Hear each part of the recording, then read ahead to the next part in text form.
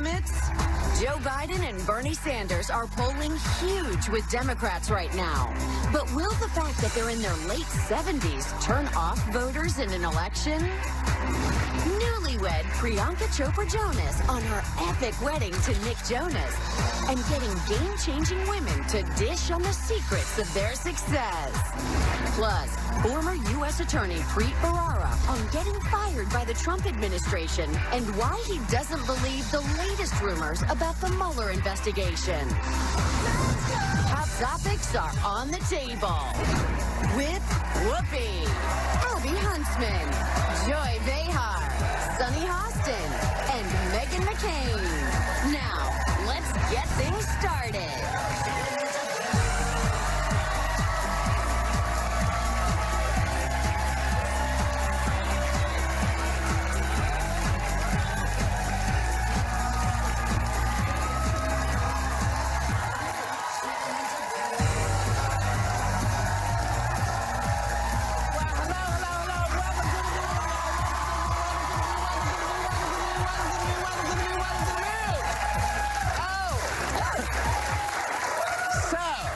Joe Biden hasn't even announced he's running yet, and he's still sitting on the top of the Democratic polls, along with Bernie Sanders, who's not a Democrat. But what the hell? But Washington Post columnist Richard Cohen claims the fact that they'll both be in their late 70s in 2020 poses a real problem because age-related issues can pop up at any time. Will voters worry about this, too? Is the question. Well, anything can pop up at any time. I mean, that... If you're lucky. I mean, look at you. You've been ill. I mean, who was going to know that you're not old, you know? Anything could happen. As she was saying before, what were you saying about... FDR was in a wheelchair. It was very different times. I would vote today for someone that was in a wheelchair. I care about their mental capacity. Yeah. On the other hand, there is an issue. People do get old, and people do start to, you know, slip a little as they get older. But that's what a vice president is there for. Yeah. You know, I mean, that's what else is the reason to have a vice president in case something happens to the president, right? Kennedy was 43, I believe, when he was assassinated. You just don't know. What about Nancy Pelosi, who's 78, RBG, 86, Dianne Feinstein, 85? I would say these are all women that are in pretty important roles right now and that are above the age, two of them, above the age of 85. I'm just much more concerned with experience. I mean, I think as Americans, we seem to toss people away at a certain age, and I'm sort of disgusted by that.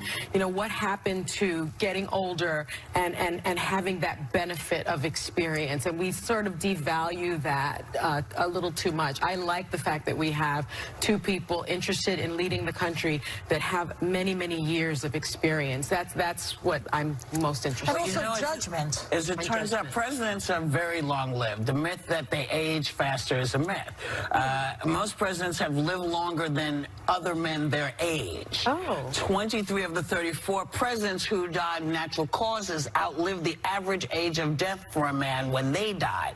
And the first 8 presidents averaged 79.8 years when most men died before 40. They've survived into their 90s. Gerald Ford, Ronald Reagan, John Adams, Herbert Hoover, George W. Bush, and Jimmy Carter. If they were in their 90s and they were running, I would be concerned. But why you know what I mean? But most of these folks seem to believe that they have a calling to do. And so if you feel like you have, because I don't want to do it. So I don't. I want somebody who really wants to do it and understands the issues. And if they're 75, you know, 70 is the new 60, is the new 50, is the new 25. But they do age. Don't they look a lot older? They look older, but when they're in it, they're gray. I think it's stressful. And you get different, look, I'm the oldest one here. There are things you get arthritis. What? I know. I don't say I look the oldest, but I am. But like, you get things, you know, like if Joe Biden gets arthritis, for instance, Kamala can give him medical marijuana. This is how I see it.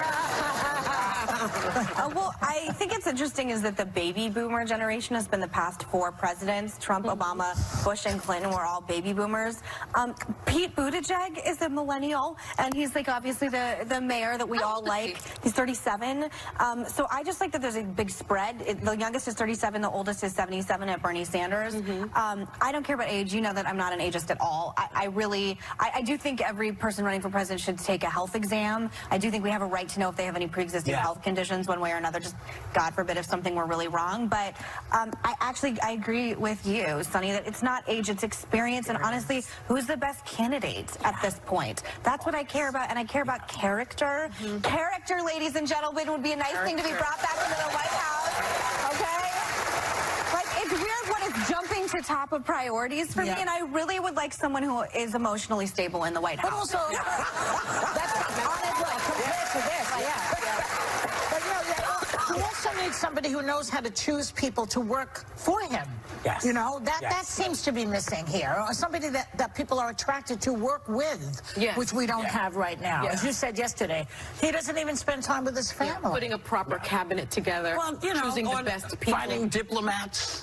Call me crazy. Some of them have not been filled at this point. A whole bunch of them. You know, though, if I were running on the Democratic side, I would be concerned about a poll that came out yesterday that says over 70% of the country feels like the economy is in a good place. And if we're talking about age, I don't think people are going to look at the number first. I think they're going to think about, when we're talking about states that matter, right? Michigan, Pennsylvania, Wisconsin, Florida, you name it. When you get up in the morning, do you have a good job? Do you have a good life for your family? The unemployment's below 4%. So they've got to communicate. I think Democrats, and I still haven't heard it from many of the candidates, what economic message are you providing that's going to speak to these people? For whatever, the topic was age, it wasn't policy. If the topic's policy, we can have a whole different discussion. But what we're talking about is, does age matter? And I totally echo what you're saying, that Democrats have to just not be crazy. And they can't go so far left. To not be crazy. I think it would be nice that whoever is running, under whatever banner they're running, if stability and intelligence for what will work in the country was the focus, I think would be in better places. But you bring up a good point, which was just up there, and now I'm going to have to try to remember it. About what Democrats need to be true. No, it wasn't. It had nothing to do. No, it had to do with what people are looking for now. What is it stability that people are looking for in their president? What is it we want? Somebody who does. I'm looking for someone who doesn't lie like this, because this is a pathological liar, and that has destroyed everything. And I actually think, to your point, Abby, I think there are people that feel, well, you know what, my paycheck is looking pretty good, and that's all that matters to me. But I think on a larger scale, people are concerned about their health care. I think people are concerned about the climate. I think they want to breathe in good air. I think they're concerned about their children's future. I think they're concerned about foreign policy. I think they're concerned about people dying on the street. I think they're concerned about domestic terror. I think they're concerned about immigration. So there are those that are concerned about, you know, their paycheck, but there are a lot of people that are concerned about their fellow man. Just to put a button on this, he has to win over independents. He already has the cult of Trumpism. He's got that locked and loaded. You have to win over people, like, quite frankly, like you and me, who are fiscal, me in particular, fiscal hardcore conservatives, who are like, this is crazy. It's emotionally draining to have you in office, and I would like someone, again, and if any Republicans want to try and primary him, I still think it's a pipe dream, but I'm exhausted with this. Who could do it, do you think? Kasich looks like he's interested. Not Kasich. Well, he's got over 90% approval of Republicans, but it would be nice to not have to hold your nose. He does have over 90% approval of Republicans, which is why I just said he has to win over independents and people that are in the middle. So here's the thing. We have to win you over, so make sure you come back. We'll be right back. Later, Fox News leans left. Why is the go-to network for conservatives hiring former DNC chairperson Donna Brazile? Still ahead, Priyanka Chopra Jonas on taking center stage with her new hubby Nick in the Jonas Brothers comeback video. And former U.S. Attorney Preet Bharara reveals one of his greatest fears about the findings in the Mueller report. Can I just say that you look like a wonderful bouquet of roses? Oh, it's for you, because I missed you so much. So I gotta look like flowers every day. I love this. We all missed Whoopi. Everybody looks beautiful all the time. Everybody looks really good. Well, they have put us together. They do. It only takes 3 hours and 3 people. Take credit for it, but we can't. Well, but you look good, and that's all that really. You look good too. Well, you know, from death to now, pretty good. I'll take it. Very emotionally draining when you were gone. You know, It's the only way to keep myself laughing. But here's something that ought to make lots of folks chuckle. Former DNC chair Donna Brazile shocked the hell out of people with her next career move as an on-air contributor for Fox News. And she made her case for why she feels it's a good idea for her to be there. Take a look. This is an opportunity to reach across the aisle, to reach even within my own political party and to independents and others who might want to hear what's happening within the Democratic Party, what's happening in the country, and of course, hear my perspective. I want to be able, as a Democrat and a progressive and a liberal, to talk to the Fox family.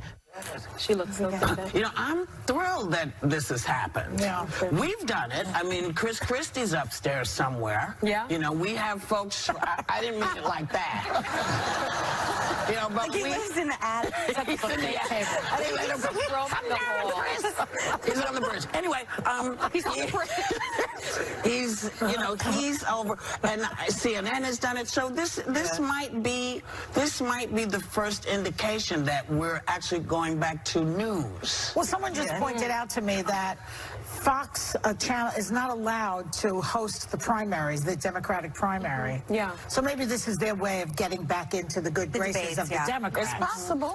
She's been appearing on Fox a lot as of recently. She has. And look, Donna Brazile doesn't have a squeaky clean past, but I think she's... Nobody does. Nobody does. No. But I think she's a very smart person. Yeah. And I say kudos to her because that's not going to be an easy role for her. The audience, much of them are not going to be on her side.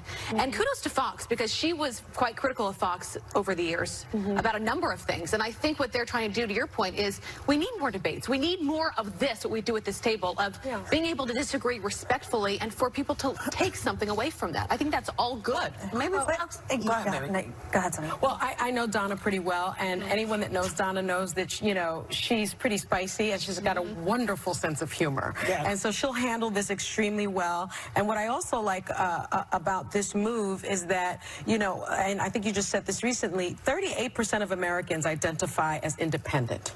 And 30% of Americans identify as Republican, 30% of Americans identify as Democrat. And so if you're watching Fox and you're in the independent lane, then you do need a different voice to listen to. So she's not necessarily just preaching to the choir. But do the independents watch? Yes, Chris yes, Wallace, they do. do they watch Taylor? They actually watch everything. They watch everything, and so I think it's going to be very interesting that she now has this platform to. I think it's perhaps. great. I also think that it's interesting to go into a space where your ideology is hated, and when you go in, not that I would know anything about that every day, and I think it was what was so appealing about coming to this show. Word. Normally it feels like a pretty hostile audience when I come in here, which is fine. I know I'm a big girl, and I'm not asking for sympathy, but I think that if you can win over people who disagree with you, that for political analysis. You want to know what I think is better than Do we have winning to them? wrap? Yeah, that's Sorry. But better than winning them over, just showing them that you actually are a person. Yeah, that's true. That's Yes. true. We'll be right back. We'll be right back. Can still spring into Oprah's. Welcome back. You know, the college admission scandal is putting a spotlight on something called snowplow/lawnmower parents who take it upon themselves to knock out any obstacle that keeps their kids from succeeding. Now, a New York Times article claims they're robbing children of any sense of actually accomplishing anything in life. Kids have to learn. Don't kids have to learn? Well, you know, listen, the minute we said no dodgeball, we had a problem. Okay? The minute every kid got an award, no matter what, we had a problem. So this is not surprising. You know? And the minute we decided that parents had to choose between what is a great kindergarten and what is just an okay kindergarten. When that became an issue, I don't know why people are surprised. This has been in the percolator for 15, 20 years. This has been going on. But we have a mother here who does that exact thing. No, I'm on the opposite side. No, of you it, are not. actually. A little bit. A little bit. I mean, I certainly, I would consider myself a tiger mom in that I'm fiercely protective of them. And you want your kids to do well. And that's Whoopi has, right? Yeah, that's not what he's talking about. Well, no, I don't put obstacles out of the way. I make them work pretty hard, and Whoopi has helped me with that because I do. I make them work hard, and I'm one of those people that, you know, not everybody gets a freaking trophy. And if you want the trophy, you got to work hard for it. I don't believe in, I literally didn't have one in my room. I mean, one of 7 kids, it was like... But somebody had a trophy in your house. It wasn't me. Yeah. I look back, and I think that's But I failed so many times, and sometimes I wish my parents picked me up enough, but those are the moments that I remember so much more today exactly than anything else, because I think I was humbled by a lot of it and realized I'm not great at everything. And that's it's painful, like when you don't become the valedictorian. I didn't even get 1 vote for class office. Sonny. So I don't want to hear it, Sonny. So here's the thing. She goes right to valedictorian. Yeah, right. Exactly. 0 to 10. You know, but listen, you know, but also failing is good too. It is. Because failing shows you how good it is to succeed when you succeed. And I also don't think this sounds very like what we have to go. No, I'm go sorry. ahead, baby. Western idea of failure, I think, is something we need to reassess. Because again, like maybe this is just going off of yesterday, but yes, like I don't think necessarily when you run for president and you fail, it doesn't make you a failure, right? Honestly, and I think just succeeding in different levels in different ways. Like, I mean, we were sharing this video of this. Look at Beto O'Rourke, who came up this week. I'm He just saying, lost the election and is running for president. And I hate that if you don't. Anyway, I agree with everyone everyone's saying. You know what? Take the word failure out. Yeah. Because that's the word that makes you feel like you can't get back up. Yeah. You didn't make it this time.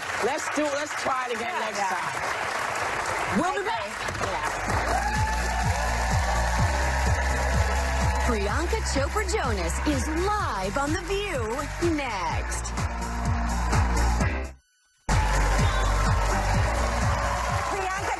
Jonas is finding inspiration from some of the most powerful and successful women on her new special, If I Could Tell You Just One Thing. And she's also living the dream that millions of millennials had by taking Nick Jonas off the market in one of the most epic weddings of the century. Please welcome Priyanka Chopra Jonas.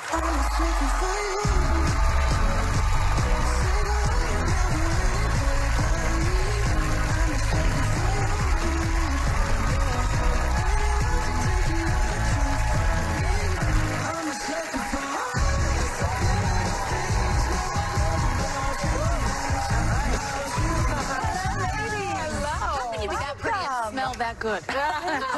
You smell amazing. Oh, wonderful. What that is. Thank you. I think it's me trying to dilute what New York smells like. I'm in a bubble. So it's like, you should have been here 30 years ago. You want to stink up New York. Really? Oh, it used to stink much worse. All right, yeah, that's true. You just got married in a beautiful wedding. Let's stay on topic. So the song you just walked out to is Sucker by your husband, the Jonas Brothers, and you obviously married Nick Jonas in December. The video for the song has 75 million views on YouTube. You and Nick both come from singing and dancing backgrounds. How did you end up collaborating on this? Talking about like video girls and who should be in the video and everything, and the boys looked around the table and looked at us, and we looked at each other and we're like, oh, yeah, that makes sense. Our hot wives. Yeah, of course. I mean, look at who we're married to. And I think the conversation came from there. We shot it over 2 days in London, where in a castle where The Favorite was shot, so it was like $200 million of art, and we're like doing especially to do it with your family. It was really great. Let me ask you something, because you're obviously a very successful person in many, many ways, and we were talking about failure as the way to success. Does that ring for you? Yes, it does. I mean, I hate failure, and nobody likes it. Yeah. And, you know, I eat a tub of ice cream in bed every time a movie fails, or I'm a miserable person. You eat a tub of ice cream every night and you still look like that? No, only when a movie fails. Or when something fails. But you have to indulge yourself. I mean, failure definitely teaches you. And I was listening to you guys' conversation earlier, and my parents, I mean, both of them super overachievers. But, like, I think I grew into wanting to be an overachiever. My parents, in fact, encouraged failing and said that, you know, even if you failed, there's always a plan B or a C that you can have. There's no do or die. Right. And putting that kind of pressure on not just your children, but each other you know, especially now, we live in such an amazing time where we can monetize an idea. I mean, you can literally sit in your garage, have an idea, create an app, and be able to make a living, and substantially so. It's not that easy to do. Well, I'm saying, like, we have an option in the digital world today where, you know, we don't have the conventional ways of creating opportunities for ourselves. We can be, you know... So why cheat? Yeah, and why... Why cheat? Why create? Well, not everybody has a brain to create an app, that's why. Well, that's Yeah. Well, a lot of people have ideas, and ideas are the currency of the present. That's right. Oh, I like that. I was just saying, when you were here last May, you have been one of my favorite guest co-hosts because you are so brilliant, so smart. I had so much fun doing this with you guys. She's so brilliant, so smart.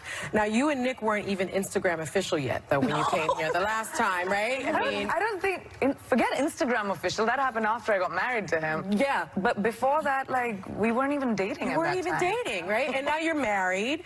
Yeah, that happened quick.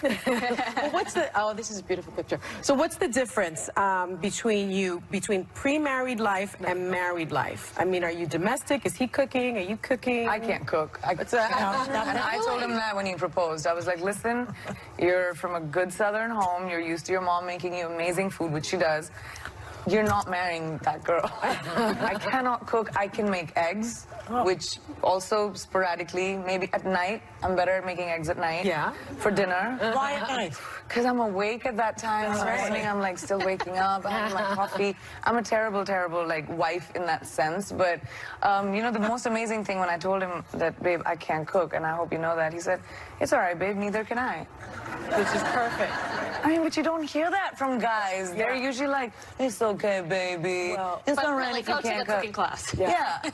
And he was like, I can't either. He married a woman with a brilliant mind. That's important. But it's so different after and before marriage. I never thought that being in a relationship, even if you're in like a seriously committed relationship, marriage feels so different. It's like the family you choose. That's right. And that's like a completely different thing. Let's talk about your YouTube special. Yes. It's called If I Could Tell You Just One Thing. I like that title. And you sit down with some of these incredible women, gymnast Simone Biles and rapper Aquafina. and also Diane von Furstenberg. What did you learn besides how to pronounce their names? Well, I think I'm at a really interesting point in my life where I've never been someone who asks questions. Usually I'm the one who's being asked the questions. So it was cool to be able to sit with all of these amazing achievers and just pick their brains and have conversations. And that's what made the show and the special so interesting for me, because we did it around Women's Day, and all of these three women have contributed so much into their own lives and the lives of other people that look up to them. And like DVF and her legacy, like she told me the funnest things, and especially in between shots, she told me some really fun things. Let's watch a clip, because I'm interested to see that too. Your one piece of advice: I have children. Yeah. So competitive. That's right. So what's the one thing that you learned? I mean, that's the name of the show. So tell us, come on. I mean, I really learned that evolution's the name of the game. Evolution. If we don't evolve as people and we're not open to change and we get stuck saying that this is who I am and this is what I believe in, then the world's going to leave you behind and we're just going to keep complaining. And you see that, I see that with most of the strongest women that I've met. They are willing to be malleable and change according to... Well, nothing stays the same. That's a fact. Speaking of that, you've collaborated with a good friend of our family, Whitney Wolfe Herd. Yes. She created Bumble, where women make the first move. I hear Nick slid into your DM, so he gets credit for making the first move. But you've done something so great. I mean, I dropped a lot of hints. Now, clearly, you're now a married woman. But why India? Why did you want to bring an app where women can make the first move over to India? Well, I was doing an event for Bumble in the US when, you know, they were talking about what Bumble stands for, and that they've created a social networking site, which is Bumble BFF, Bumble Business, and the dating app. So I just love the idea of empowering women to be able to, within the comforts of their homes and the safety of whatever your environment is, to take charge of your future, not just your love life, but also, you know, your opportunities that you want to create. What is dating like in India? Dating is, I mean, there's urban India and then there's rural India and there's different states that think differently. So culturally, India is a very, very diverse country. So different people react differently, but modern India today is in this amazing precipice of change where women and men themselves are taking charge of their own lives. They're trying to, especially women are coming out there, finding their voices, finding jobs. So it's a really interesting temperament. So whether you date or you don't date, whether you get married, whether you are married, whatever your circumstance in life as a woman is, it's important to be able to have a weapon or a tool that'll help you take it forward. And Bumble, I think, did that for India. We have like more than 1 million subscriptions in a few months in India. So it just shows that women want to do that. And I just wanted to be able to provide that opportunity. I mean, I can't change anything. You're a great spokesperson for everything. It's really wonderful having you. You stick out to all of us every time you're a guest on the show, and congratulations on your marriage. Our thanks to Priyanka Chopra. Jonas, her special. If I could tell you just one more thing, premieres March 27th on YouTube. We'll be right back. Thank you. District Preet Bharara took on bullies like mob bosses and gang leaders before getting fired by the bullying chief. But it's made him a social media superstar, and he has a new memoir called Doing Justice, a prosecutor's thoughts on crime, punishment, and the rule of law. I also want his thoughts on the Mueller report. So please welcome Preet Bharara. Okay. So let's get right into it, Preet, because you're the expert on a lot of this stuff. So we're hearing about the Mueller reports coming out, and we're like, where is it? I don't know. You know, people keep predicting things in the press. 3 weeks ago, I got, 1 million phone calls saying, can you be available? Do you have a comment? Because it's happening basically this afternoon, and it didn't happen. And it shows you that over time, although I think Bob Mueller, who I've known for a long time, is trying to move quickly, he's also very methodical. He's not going to do anything before it's time. And all these reports, maybe from people who are associated with the president, who have wanted this investigation to be done. So they can cut it in half. A day after it started, right? Remember, we were hearing it was supposed to be done by Thanksgiving or Christmas of 2017. Yeah. They're always wrong. And there are a couple of signs now that we've seen that maybe it'll go on longer. Rod Rosenstein, who is the Deputy Attorney General, who's been overseeing a lot of this, I heard a report just before coming on set that he's planning to stick around for a while longer. That may not mean anything, but to me it indicates that we could be spending a little bit more time waiting. They want the whole thing. That's why they don't want to half-ass. I think that's what Mueller says every day. We don't want to half-ass. That's a legal term. But Preet, a lot of people in this country, like Joy, are hoping that the president is going to be walking out of the White House in handcuffs when all of this is over. Now, Joy being at the top of that list. Many of them are here. You know how Robert Mueller operates. What do you think we should expect? So now I'm worried that I'm going to disappoint the crowd. He's not going to be hauled out in handcuffs. And it maybe he should be, and maybe there's proof beyond a reasonable doubt of a crime, which is what you need if you're a prosecutor. But as people have been talking about for a while now, there is a written guidance policy document in the Department of Justice that says the sitting president cannot be prosecuted, and you may not like that. But you can indict a sitting president, true, but, correct? But based on my understanding of Bob Mueller and how he might operate, he is not going to buck that policy. Now, we can talk about whether or not it should be changed, and you have a view maybe it should be changed, and it shouldn't be the case. But so long as it is policy, I don't think Bob Mueller is going to go into the White House and take a president out in cuffs. You know what? You have been in a similar position where you put service before politics, and like you've prosecuted Democrats, you've been criticized for that in the past. I think about Mueller and how politicized he's become just for doing his job. No matter what happens, you're going to have a big chunk that thinks it already is a witch hunt, and then another chunk that thinks that Trump's a Russian spy. Another chunk that thinks he's a witch. When this does come out, will enough people believe it and take it as seriously as they should? Yeah, I worry about that. You know, the issue of criticism, if you're a prosecutor, that's part of their job. If you can't take the heat, get out of the kitchen. I have a whole chapter in the book about just that. It's not just, sort of lofty stuff about law, but about how you as a human being, if you're being criticized, how you deal with it. And there are people who said that I was against, certain ethnicities. I was anti-Democrat. I was anti-Republican based on, they even said at one point, which is an interesting thing to do today, which seems to be Indian American Day on The View, saying that I prosecuted Indian people because I was trying to prove how white I was, which didn't make a lot of sense to me. But the difference now is those people who had, a bone to pick with the prosecutors because they don't like nobody likes being investigated. Nobody likes being prosecuted. But the president has a bigger megaphone than anyone else on earth. And so when he sort of weaponizes his Twitter account and the people around him to attack, someone who's a war hero, an upstanding person. You might not like what his results are, but Bob Mueller, to my mind, is a hero in America. And if you can basically swift vote him because you have the power of the microphone of the presidency, that's not a great thing. And so the ultimate answer to your question is I'm worried that a large percentage of people in the country either way will be upset because they don't get the outcome that they want, as opposed to look and see what the evidence showed. Well, Donna Brazil's going to fix that over at Fox. Over at Fox now. Let me ask you this. SDNY, the Southern District of New York, has opened up multiple investigations that we know of into Trump. His inaugural committee, the Trump Organization. What if Trump's kids get caught up in that? Is that the game changer for him? Well, it's a game changer in the sense that I worry what Donald Trump will do, because he does not seem bound by ethical norms. He does not seem bound by tradition. And he has himself stated there's a red line if people start looking at his finances. When his back is up against the wall, sometimes he does what he's done the last 2 days, tweet, 58 times incomprehensible nonsense. But he does have authority to do lots of things. He has the authority.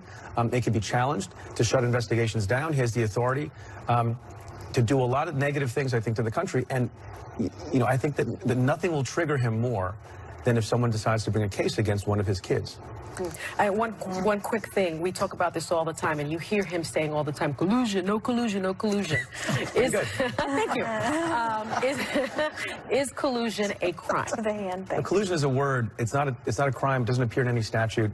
It's a shorthand to talk about what it means if the Trump campaign did something with, colluded with people from Russia to interfere in the campaign.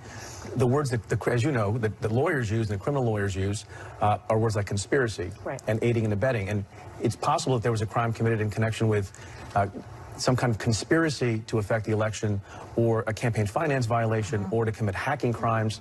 But collusion itself, so the president keeps saying there's no collusion, there's no collusion.